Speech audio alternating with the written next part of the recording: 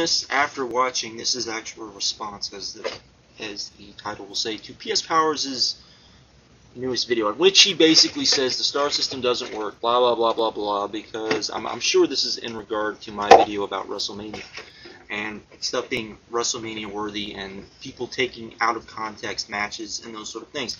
Now, some of his gripes against the star system are valid, except that if you truly judge a match, if you truly judge a pay-per-view, you cannot judge a pay-per-view on the matches alone. Sometimes pay-per-views are better than their wholes. That's not often the case, but there are cases in which a pay-per-view is very good, even though the matches on it might not be very good, because there's a continually story. I would argue that, you know, Triple H winning the title from Orton, and then Triple H having to defend the title against Umaga, and then the Orton Triple H match, I would argue that that pay-per-view, even though a lot of people would say, oh, that was such a horrible crap pay-per-view, was actually better than the sum of its parts, because it told a story. It was an entertaining show from beginning to end. A lot of people probably disagree with me on that, but that's what I would say. And I think if you, and then get to the point of rating matches, if you rate a match and you don't take into account the build-up, the story behind it, is there a feud going on between these two, and just take the match as the match itself, then you're not adequately judging the match. If you watch Andre versus Hogan, okay, that match as a technical match sucks. It's a horrible match. It's probably one of the worst matches ever to take place from a technical standpoint. However, the build-up, the atmosphere, how much the fans were into it, the psychology, not from the point of what was going on in the ring, but the psychology in people's minds that was going on. Okay, the fact that, unlike what the WWE would like to tell you, the true history of that match, and the fact that that match wasn't so much Hogan taking on the Andre the Giant and the torch being passed. That's just a made-up WWE thing. The real story behind that match was the fact that Bobby the Brain Heenan had talked, you know, Andre into, you know, going against Hogan, and that now Bobby the Brain Heenan, who had always been the thorn in Hulk Hogan's side, finally had the man that could beat Hulk Hogan. And that how was Hulk Hogan going to beat Andre the Giant, the man who, you know, if he had wanted to be champion, he could be champion anytime he wanted, and now was the time for this to happen. And there was this monster push, and there was all of this stuff that led up to it to make that match great. If you look at Hogan versus Warrior, as a technical match, it sucks. But as an event, as a match where the fans were into it, as far as both guys playing off the crowd, it's a great match. You can't just look at an event, you can't just look at any type of match simply from that standpoint. You have to take all of that into account, and if you don't, well, then you can't truly grade the match. He seems to think that a lot of people just take matches as individuals, and I don't think you do that. For example, there's a lot of matches that I think are better that I've seen in ROH that are better than some 5-star matches, but because that I personally defend. However, because the feuds aren't there, the historical meaning behind the match isn't there, and all of those types of things isn't there, I wouldn't rate it that high. There's matches that, as far as a technical match, I mean, think of it this way. Nobody on here is going to come on here and say that Lance Storm was one of the greatest wrestlers ever. Now, was he one of the best in-ring guys maybe ever? You might be able to argue that. Or at least over the last, you know, maybe 10 to 15 years, you might be able to argue that. But no one's going to say he was the best wrestler, because he had no charisma. There was no way to get into his matches. His matches looked pretty. He could chain wrestle. He could do all of these different things. But you couldn't get into his matches because he just didn't have that one aspect where you could just get into it.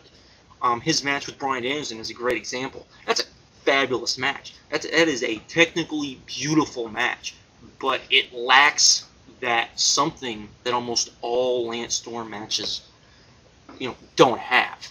Okay, and part of that is that there wasn't much build up to the match. Part of it was, you know, and all of those things. Just those types of things take place, and you have to take all of those into account.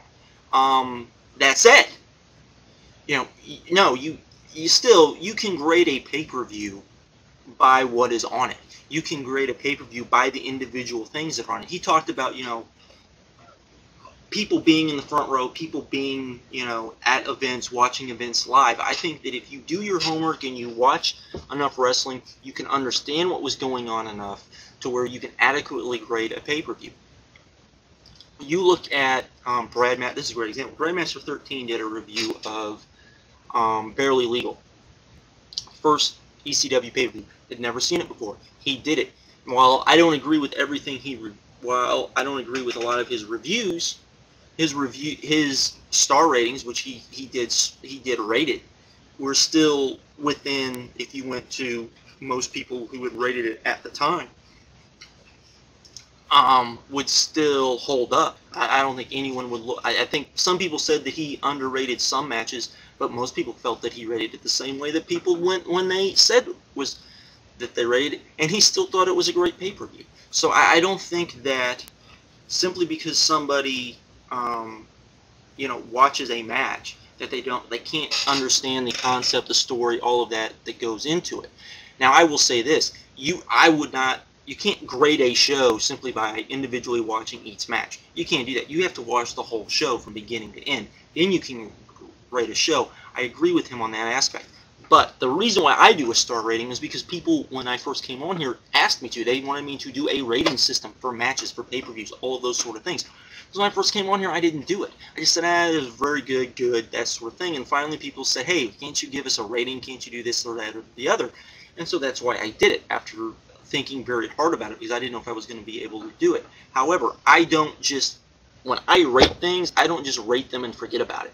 If I rate something, I then compare my ratings to other people who I know I respect and who I think do a good job at it, and I compare my ratings to them.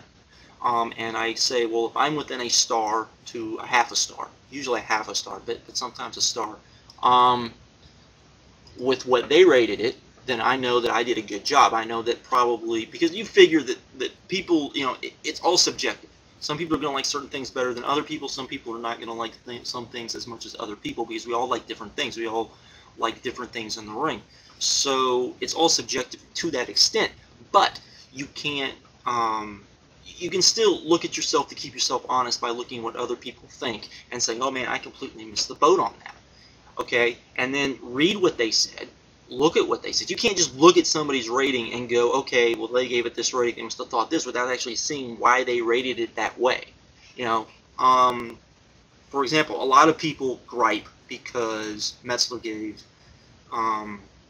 Joe, Angle, and AJ 5 stars. They don't understand why he gave it 5 stars. The reason why he gave it 5 stars was because when he rated it, he believed, and I agree with him on this extent, that was the type of match that was going on in the indies, and now this match was out there where people could see it, where more of the masses could see it, and that it would in return change wrestling, and for that reason it deserved 5 stars. With him saying that, I would agree with his 5-star rating. That is why he rated it that way. You have to look at why people rate certain things, and why just not the rating that they give. And I think that's something I think that a lot of people forget. I think this is something a lot of people, P.S. Powers talked about WrestleMania 10, and he talked about the fact that, somebody would look at that and not enjoy it. And my point is, if you don't understand the history behind the ladder match, you're not going to enjoy it as much. And also the Bret Hart-Owen match, which was very important, you're not going to enjoy it as much.